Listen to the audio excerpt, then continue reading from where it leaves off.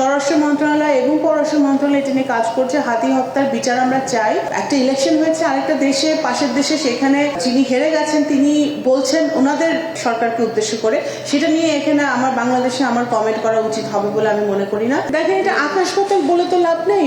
আরেকটা দেশে নির্বাচন হয়েছে, সেই দেশে একটা পরাজিত হয়েছে, সেই পরাজিত একজন নেতা একটা কথা বলেছে, that is not our matter to discuss.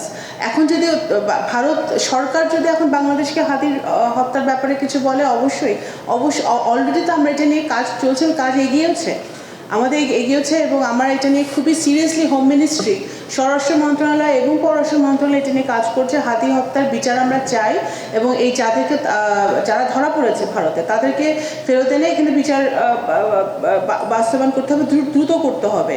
সেই বিষয়ে কিন্তু আমরা সচেষ্ট আছি। এখন আরেকজন একটা ইলেকশন হয়েছে আরেকটা দেশে, পাশের দেশে, সেখানে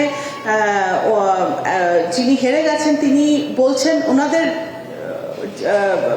সরকারকে উদ্দেশ্য করে, সেটা নিয়ে এখানে আমার বাংলাদেশে আমার কমেন্ট করা উচিত হবে বলে আমি মনে করি না।